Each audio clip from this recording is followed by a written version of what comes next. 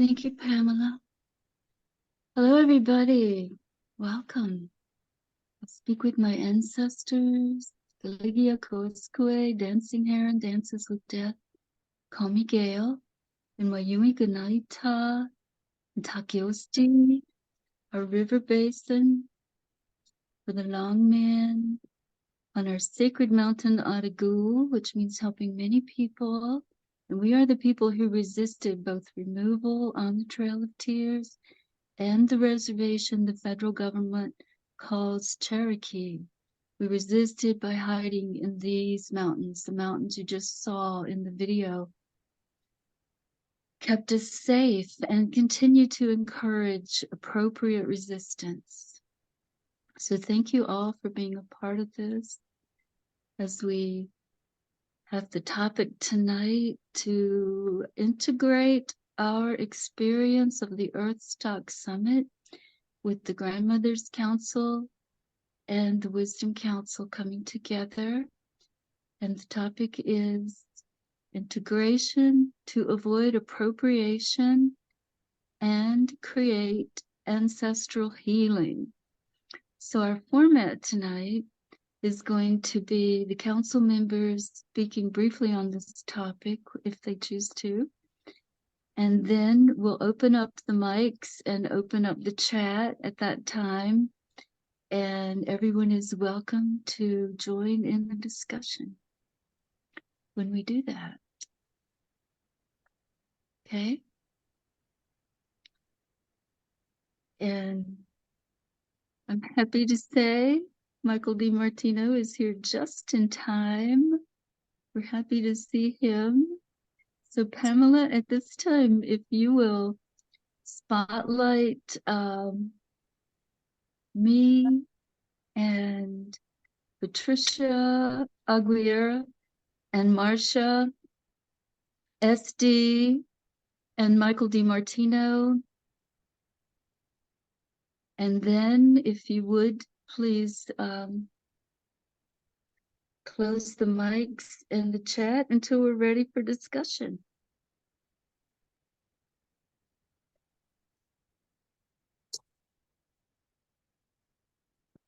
It's a topic that we've touched on, that we've laid some groundwork for.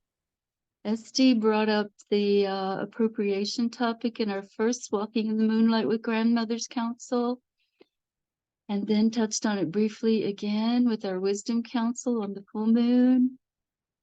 And so we're going to just follow that format with little bits of wisdom, little thoughts on, again, our topic of integration. Anytime we have an experience that moves us deeply, we have an opportunity to go into a deep integration that really makes a difference. Pamela, are you able to spotlight or pin at this time? I need them to start the videos before I can spotlight them. Okay, so you wanted SD and who else? Marcia, Patricia Aguilera, and Michael DiMartino. Okay.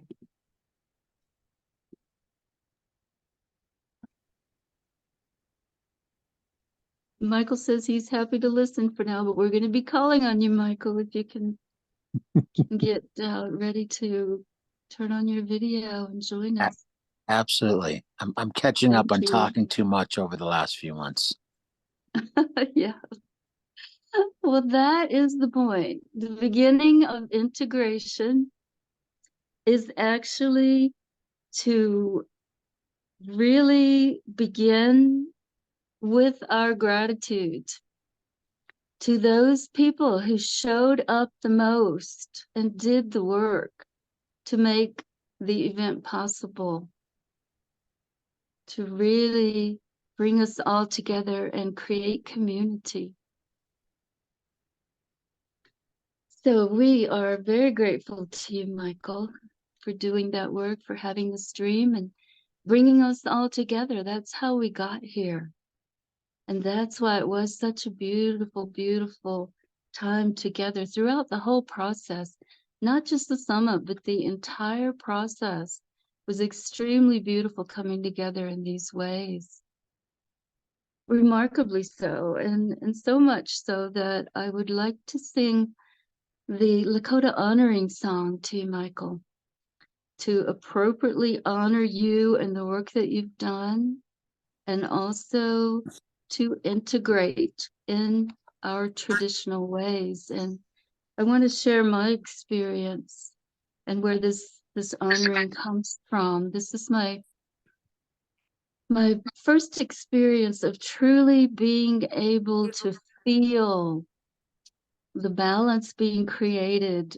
Our ancestral and Native voices have been marginalized for so long that we really would require a lot to come back into balance. And my interactions with the EarthStock Summit and Michael have really been the beginning of creating that balance, because he did start every meeting that I was in with our traditional song, whether it was me singing or someone else with ancestry who's been marginalized, coming in, singing our songs to open and close the gathering, to acknowledge the medicine in our songs and the ways that we share those songs. So I would like to honor Michael at this time, which is the beginning of integration. And I will say I happily accept that, but also for the team of some very core people that really made it possible. So thank you. And it's good to see SD, who came for the whole journey and just have so much love and respect and appreciation and humility for the way he showed up and what he brought. So thank you, Gail. Yeah. So please accept and feel into this honoring song, which is part of our medicine. It's a song for the common people's pipe.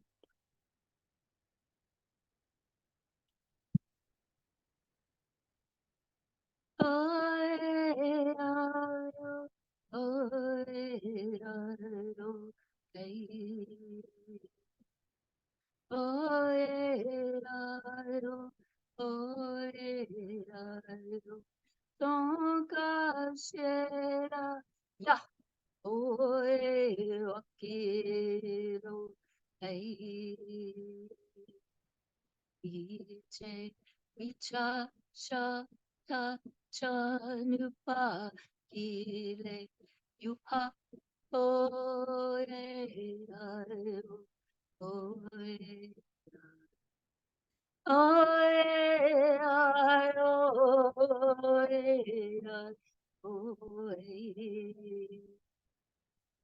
oe ayo, oe ayo, donka shera ya, oe wakiro hei, iche wicha sha ta chanu pa kile yuha oe ayo.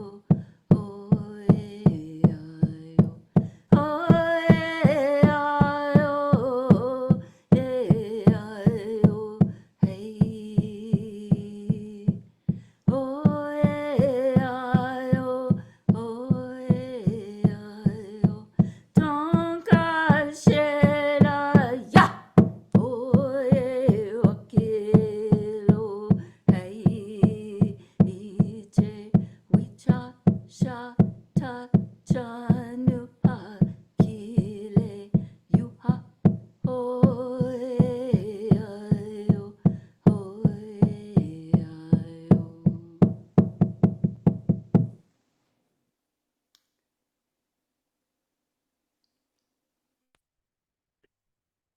So thank you, Michael, for bringing us all together and making this integration possible. For all the hard work you did, all the showing up, and everything that allows us to gather in these ways and create community from our heart, because that's where it came from, and that's where we ended up, in our heart. And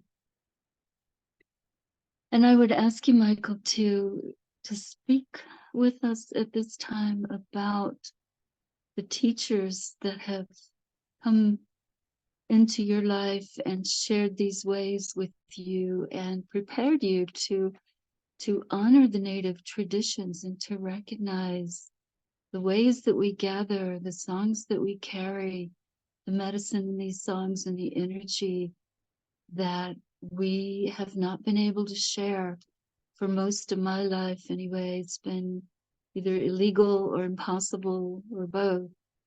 So I'm so grateful to have this opportunity to come together in community in this way, in the ways of the summit and in the ways of the councils that we all stand in to support EarthStock Foundation and all that we are able to do to bring us back into balance. So would you do that, Michael, at this time? Would you talk about your teachers and how they taught you to avoid appropriation and integrate experiences like this and create ancestral healing?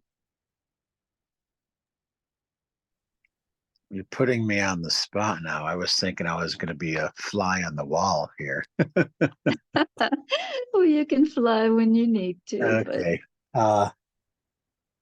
Oof.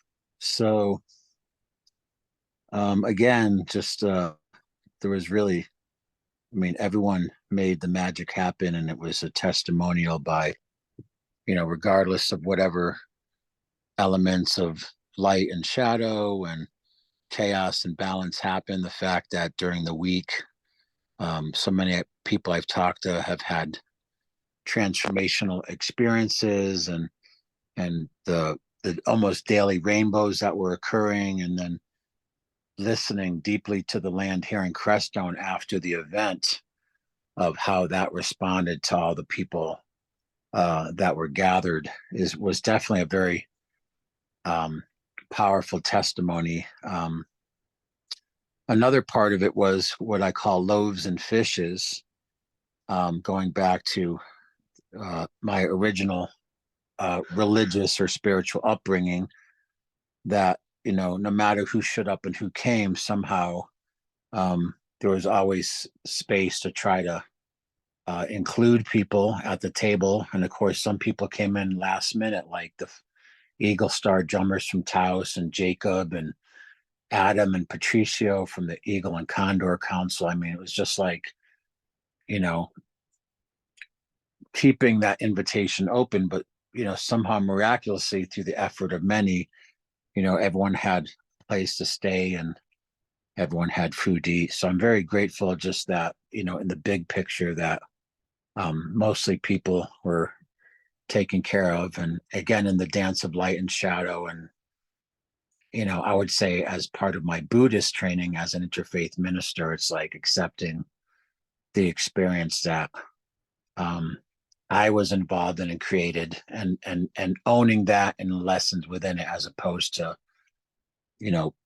projecting a specific blame on anything outside of the self and my soul contract of the work I agreed to do, not only with the event, but which was really a litmus test and an invitation by Chief Phil Lane, because of all the things that are happening in the world, but also, going back, many years. I would have to say briefly, without taking too much air up in the room, for me, the whole idea of reconciling our ancestry was very important. Growing up in the family I did, the Italian family, and the history of things that happened in my family, where the eldest son of throughout our ancestral lineages always had passed away from some, whatever cause that was. So, the idea at a very young age of reconciling my ancestry and being able to kind of cleanse my lineage, which, thank Creator, has been carried on with my daughters and them as testimonials to doing that work, was really important. And then, again, having a near-death experience, being hit by a car at 13, which propelled me into the world of metaphysics outside of traditional mainstream, Judeo-Christian thinking. And then, being very clear when I had my legal freedom at 16 and taking responsibility for the self, I ended up, just to answer your question, really in profound experiences with many people, including Wallace Black Elk. We were honored to have the Black Elk family there, and learning about the sacred hoop, learning about the balance of unity and all nations, red, black, white, and yellow, working together, the role of elders and grandmothers and grandfathers, and also this traditional knowledge and the wisdom keepers that were trying to preserve something sacred. And in a way, really feeling like almost the last generation, being the tail end of the baby boomers and the 60s anti-war and peace and love generation, and art and poetry and the explosion of consciousness, what I call Woodstock to EarthStock, seeing the dissolving of a whole generation of youth who don't respect elders, they don't respect lineage. Everyone is born enlightened, and I would dare to say super entitled about that. And even though there's a lot of spiritual truth about indigo children and the different generations that are being born and the wisdom they carry, but not holding sacred these lineages and these connections, not only to our families and our parents, but also to these ancestral traditions, whatever they might be. And of course, all of us here in North America, Turtle Island, the acknowledgement of the history and the reconciliation towards indigenous people and communities. So for many years, I I mean, I worked with Wallace Black Elk and Sun Bear at the medicine wheel gatherings and helped out however I could, but also at the same time was spending time in Big Sur and at the Zen Center of Suzuki Roshi, and happened to be at different spiritual centers where, again, this unifying theme to me, whether you call it Buddha, Allah, Great Spirit, whatever, Christ consciousness, awakened, the elementals, the moon goddess, Ra, whatever tradition people follow, that there is through my own personal experience, a unity of humanity that all these different traditions we're talking about. But really, I actually, years ago, I created a whole list of all the teachers because I was so hungry to learn and to know more about this mystical thing that I felt as being raised as a Roman Catholic Italian in Middle America and then having a death experience. So again, I had the privilege to spend a year and a half with Rolling Thunder, living in Nevada and Carlin, and he was a world-renowned medicine man, and he just was an incredible person. He also worked with a lot of spirits like Red Cloud and Sitting Bull and Crazy Horse. So understanding that there's all these invisible, unseen elements to the world that we perceive, and whether it was Hawaiian elders, indigenous, or Tibetan lamas, I did a lot of training in the Tibetan Buddhist community, which is actually part of an indigenous prophecy of the Dharma coming to the land of the natives, to the land of the red man and the red woman, and that the Dharma teachings were part of a greater teaching that was kind of hidden many years ago, maybe 26,000 years ago, before whatever floods or earth changes happened, because people had so much knowledge, they became corrupt, and they were misusing the power, the spiritual power, against each other, against other cultures. And and again, this was echoed by Ruben Sofke's presentation about the Hopi and the Great Purification, going from the third world to the fourth world, and now we're going to the fifth world. But just putting these pieces of what I call ancient prophecies and future visions together, and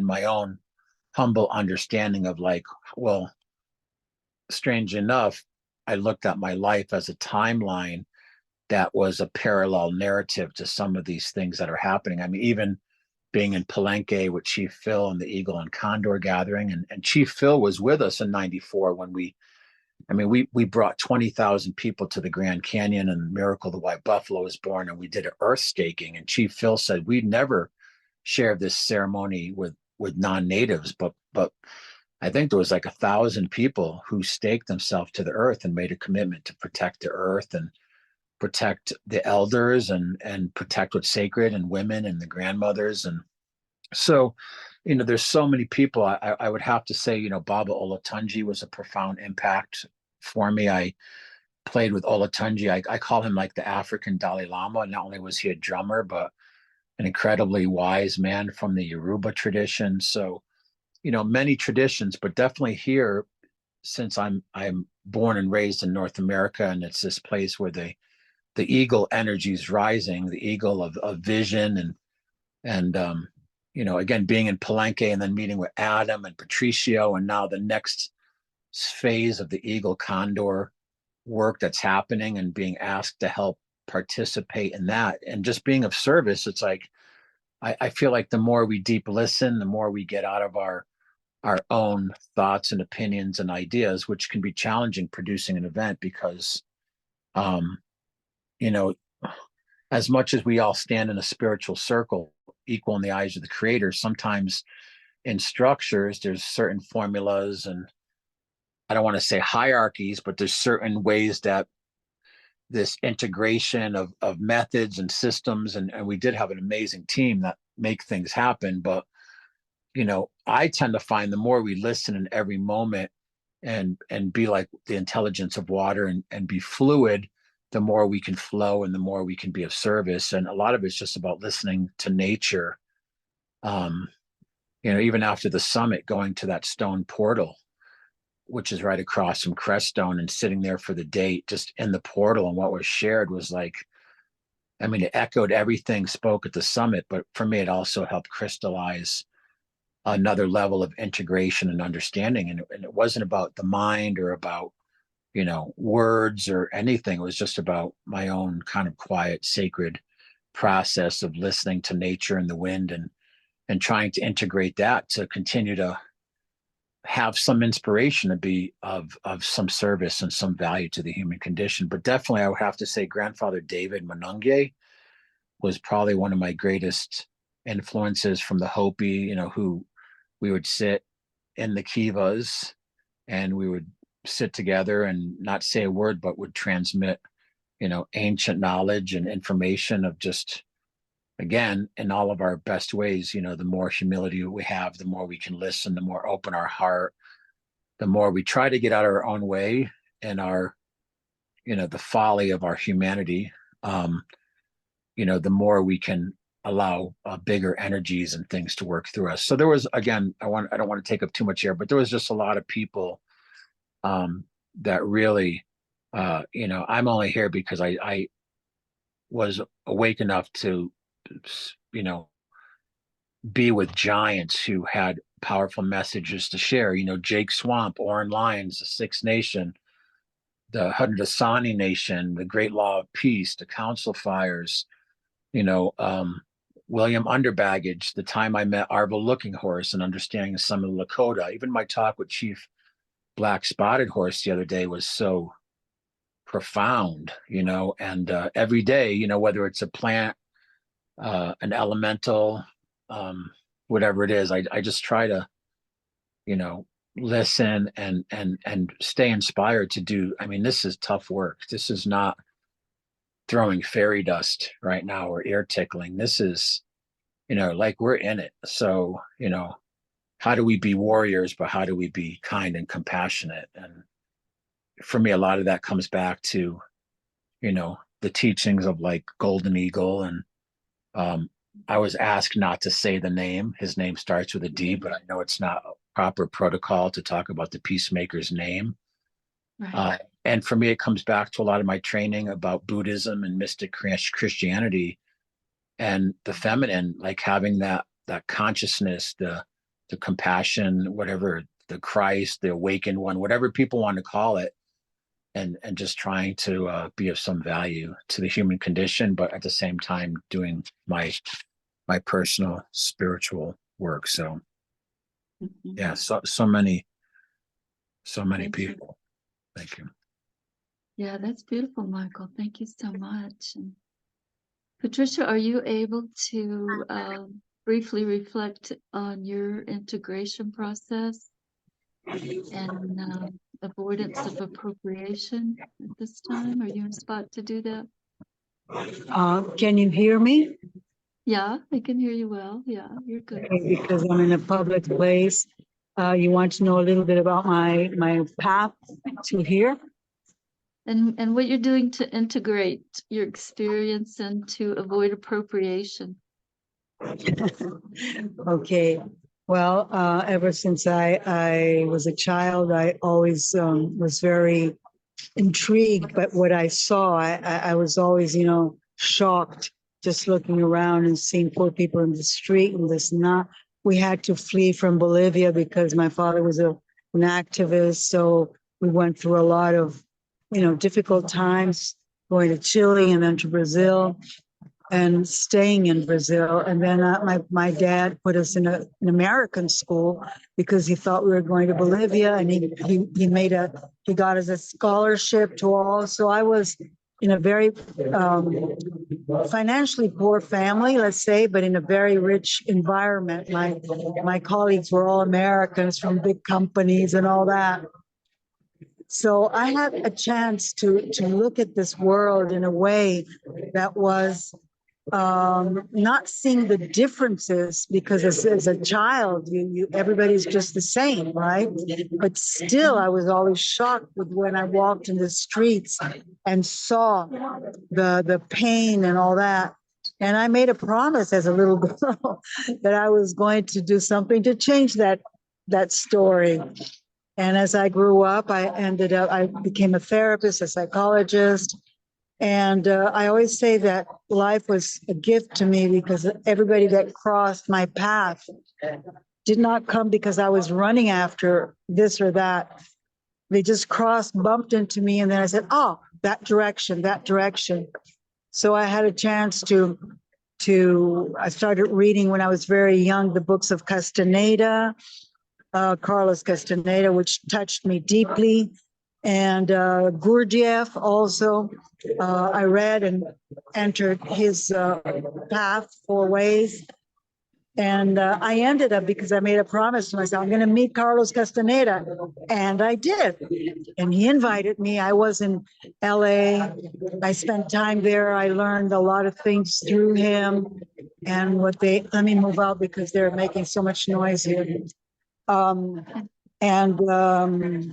So to me, the paths that I integrated along my walk were the Toltec tradition that came directly from Carlos Castaneda, his books, and by meeting him personally, even though people say a lot of things about him, what matters is the essence.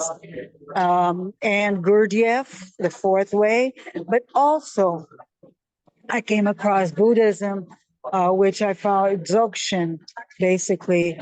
The main teacher, Shagdu, I met him in Brazil. So all these traditions came across me, and indigenous tradition, everything came like a thread, putting together a pathway, and I don't see the difference. And I was always inspired to do many things here in Brazil to bring together this openness and not be restricted in one path, in one way of thinking, of doing. I also went to a Christian school, Catholic school, but it's amazing because I met teachers or spiritual teachers that really moved my way of being, and integrating everything as one path. It's just like, and I made a commitment when I came up north to Bahia. Right now I live in nature. I made a promise to I sent Michael the picture of these beautiful mountains that have like guardians there, that I was going to be a guardian of that place. And that's what I did. And now I'm working with women there that are very simple, bringing a thread of, what do we have in our surrounding? We don't need to go to the big cities and stuff like that. The kids, education. There's so many stories, narratives, one after another. Right. So I'll stay with that. But I really do feel that thing to me right now is, what are we going to do? EarthStock was amazing, brought a lot of connection. I was able to see a lot of things, beautiful, also shadows, because we all have them. It was amazing, the teaching. Yeah. And now to know, so what do we do next? How do we thread? How do we continue this walk together? I'm here on the southern part of the world. You're up there in the northern part. How can we thread together? And I want to dedicate the rest of my years to this. Thank you so much, Gail, for asking. Mhm. Thank you, Patricia. I love the way both of you come back to the land. Your integration comes back to the land. Yeah, Marcia, we don't have a lot of time left, but can you tell us a little bit about your integrating of the EarthStock experience? Well, getting ready for the EarthStock experience felt like pressure to be ready. Patricia, you may want to mute. It's a little hard to hear Marcia. Thank you. Marcia, you're muted, Marcia. Can you unmute? Sorry. Yeah, you need to unmute again, Okay. Marcia. Yes. Can you hear Good. me now? You're a little faint. Speak a little louder, maybe. Closer, louder, something. Let me see what's going on here. getting ready for the EarthStock felt, with all the things I had on my table, felt like a lot of pressure. It felt like, even with the sense of urgency and all the meetings and all the things there were to do for it. And I got down there, and when I finally got on stage, I said, well, it's too late to prepare. I'm just here. I'm going to have to just be who I am. And I was observing all the time before I got on to talk, and just listening to where people were, listening to what people were saying, integrating what I might be able to bring of value. And I grew up in a community that was Pennsylvania Dutch and Amish, and it was up in the national forest up in northern Pennsylvania. And I thought the whole world lived as family and community.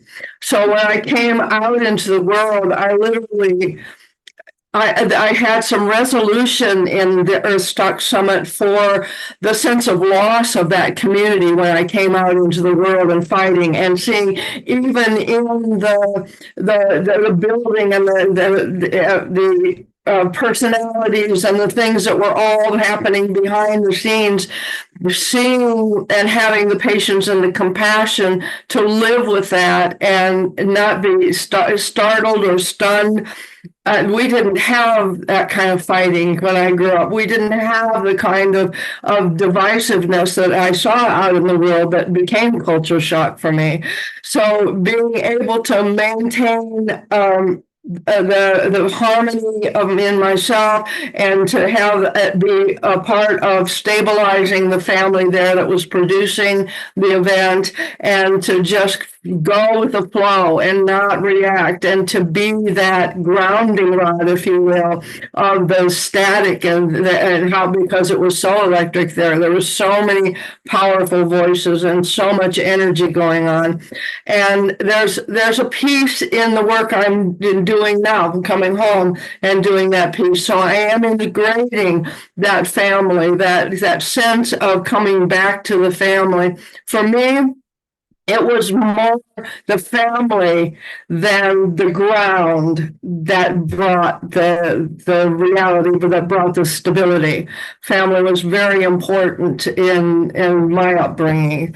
So that for me is great, to expand my family out into the world, and the love and appreciation that we had in the face of our own humanity, and being who we are in the face of producing something miraculous.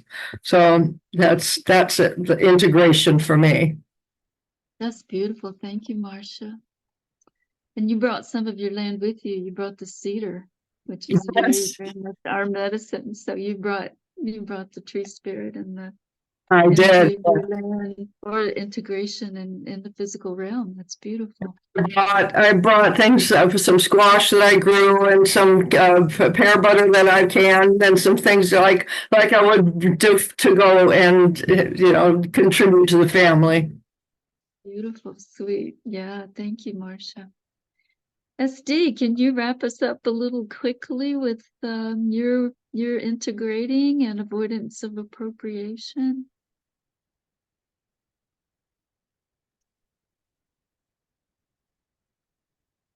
Can You're you on. mute?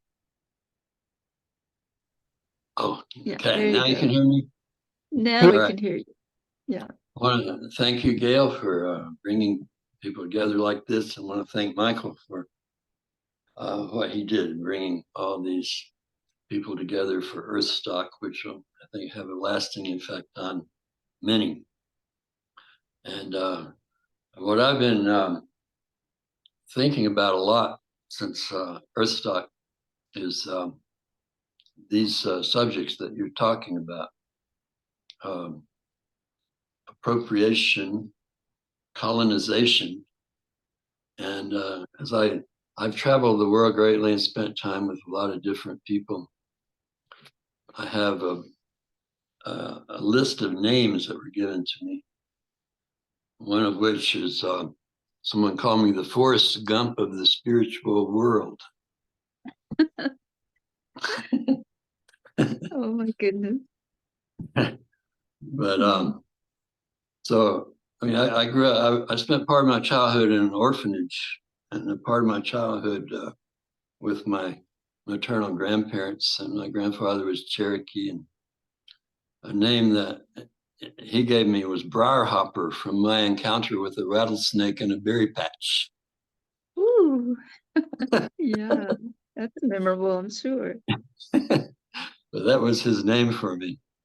Mm. And he wasn't much in touch with his culture outwardly, but I think inwardly he was. He, like many Cherokees, was a Christian. He attended church, but he never spoke of things religious or political. And that in itself is a teaching to me. Those are very personal things to him. He just did not talk about them.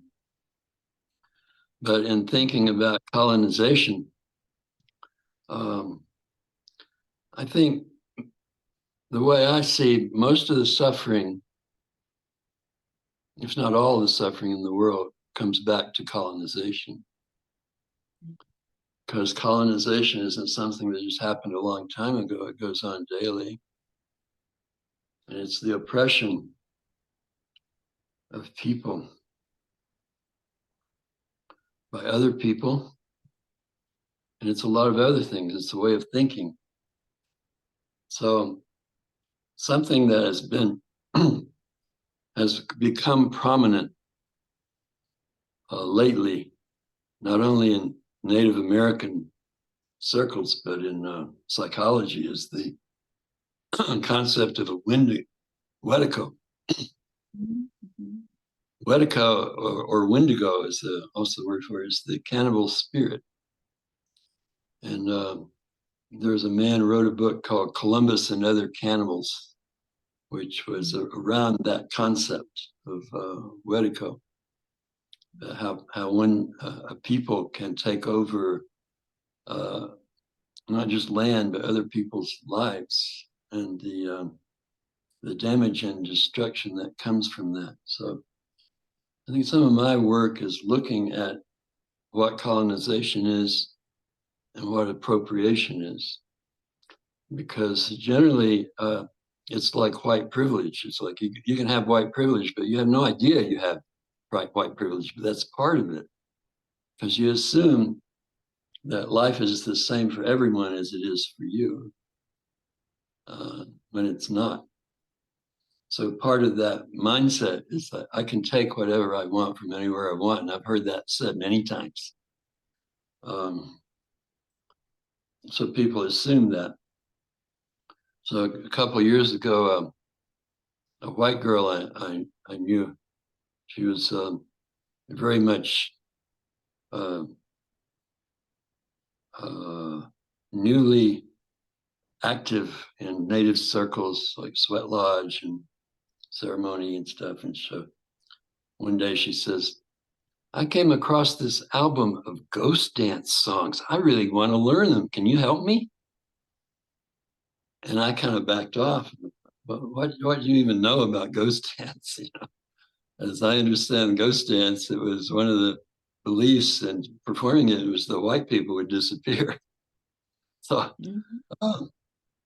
that was practiced, but and I realized the difference in our way of thinking. But she was coming from that, well, if I like it, then I can make it mine.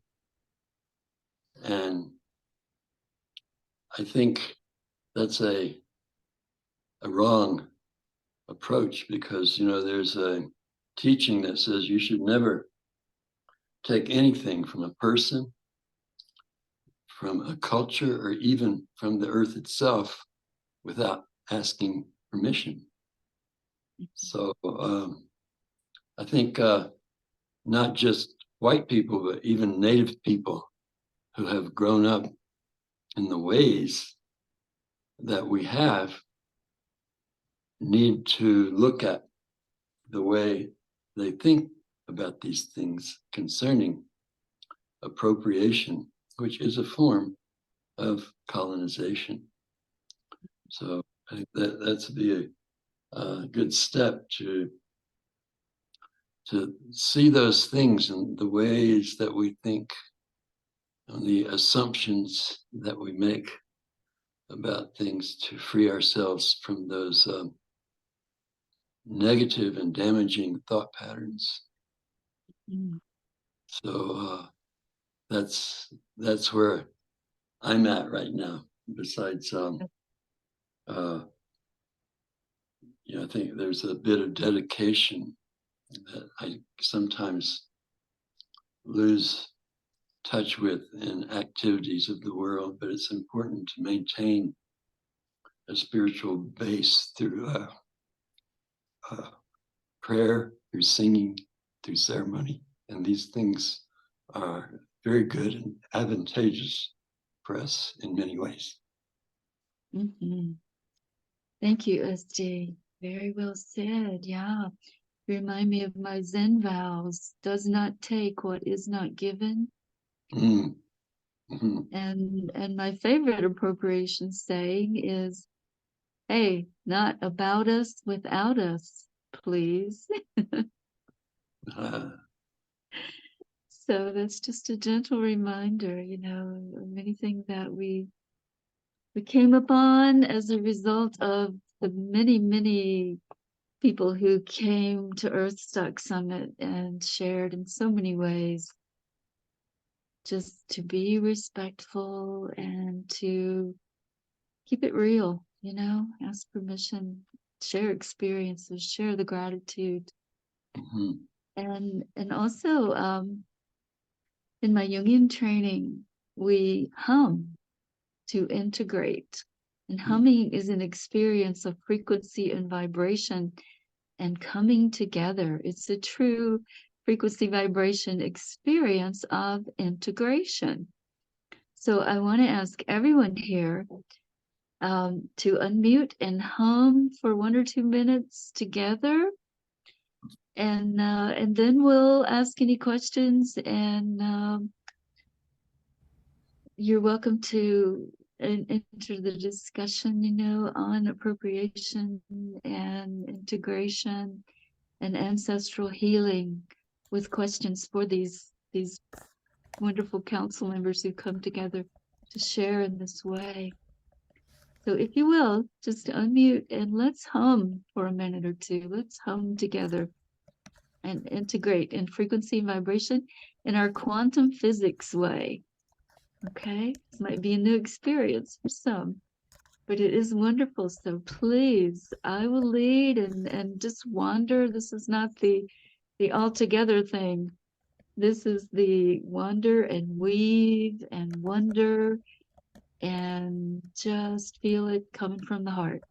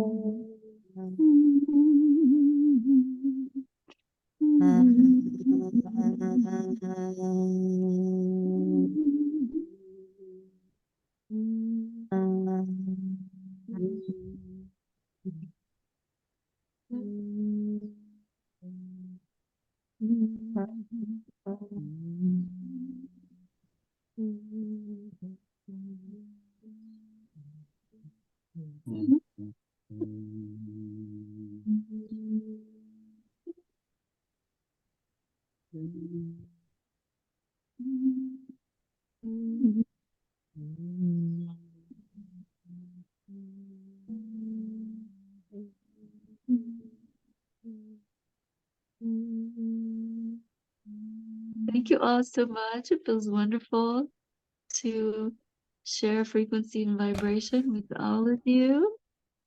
So we're open for questions at this time. We've got about 15 minutes, 10, 15 minutes. And then we may ask SD to sing us out. He has a gratitude song or song that's coming to him. And in the meantime, the floor is open for questions. So just unmute and ask whatever you'd like to, please.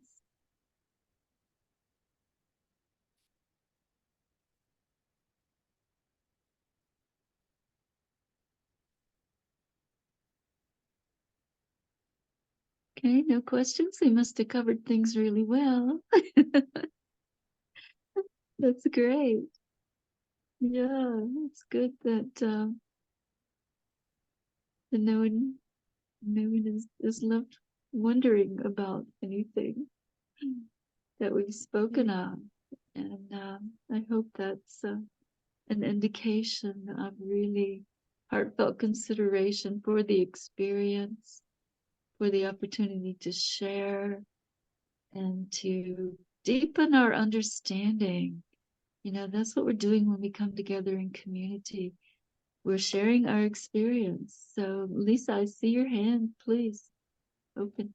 I was just wondering, did Michael drop off? Is Did he we here, lose him? Pamela? Can you tell? I can't always tell he's here. He said he would be back, but he may not have made it back in. Yeah, Oh, he's not that's- here now. Okay, yeah. Well, I enjoyed everyone's perspective, and I think it's important for us who are not part of the Indigenous groups of any kind to hear this perspective and understand where everyone is coming from, because it's easy for us to feel like we're doing right when maybe we're not. So thank Mhm. you. Well said, Lisa. Yeah, thank you for respecting that and reminding and responding in that way. Very helpful. Thank you. Yeah. Yeah, it is a way that has not been supported in our culture. So how do we know if we don't come together in ways and share like this? That's an excellent point. Okay, Sylvia, I see your hand, please.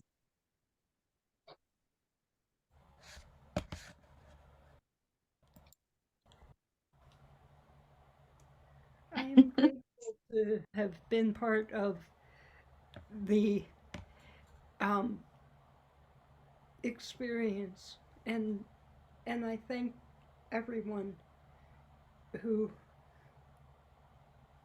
was part of it happening, both in the participating and in the planning, the preparation. Mhm. And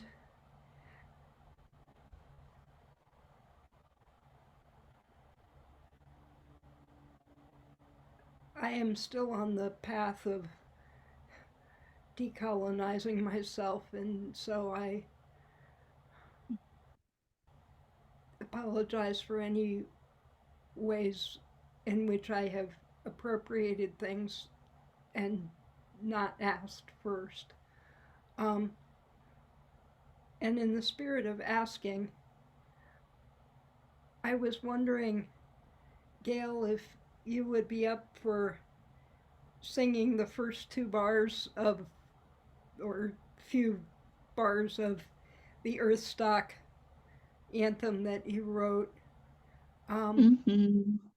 that I put the words to in the chat. Thank you, Sylvia. Yeah, this is how we recognize and honor each other's gifts, by asking to share them in this way. This is a beautiful example, Sylvia, of how we do integrate and we do honor and share in these ways. So let's all sing together. Doesn't matter if you know the tune. It's okay. You know, it'll come together. So sing with us. All about connecting. Spirit to spirit healing.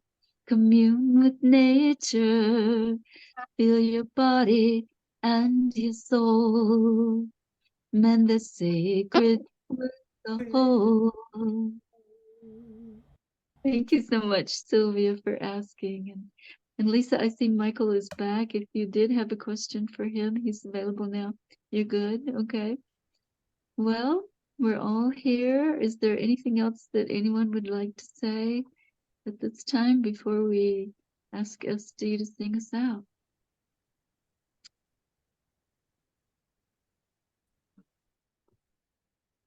Okay, looks like we are all good. And SD, do you have a song coming to you that you would like to share? Okay, yeah. Good.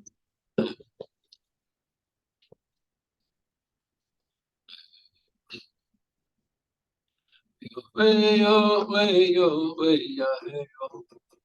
Way yo, way yo, way yo, way ya, hey yo. Way yo, way yo, way yo, way yo, way yo, way yo, way yo. Way ya, hey. Way yo, way yo, way yo, way hey.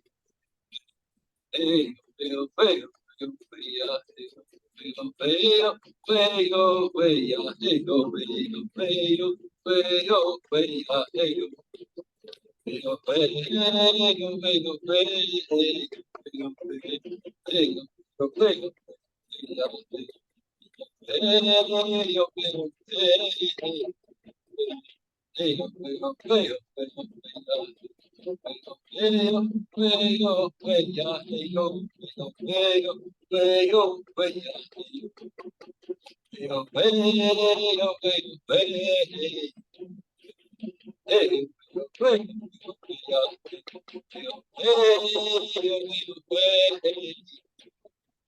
Hey, way yo, way ya, hey yo. Mm. Thank you so much, SD. What is the medicine that song carries? The That wolf song came to me, and to me, it's just a prayer song. It's just Mhm. an all-purpose song. Nice. Nice. That's beautiful. Yeah, that's perfect. So I'm grateful to all of you for showing up. That's the first step in anything, showing up and participating. So it's beautiful to gather with all of you and hope to do it again soon. Thanks so much. Thank you. Thank you. So grateful to all of you. Wado.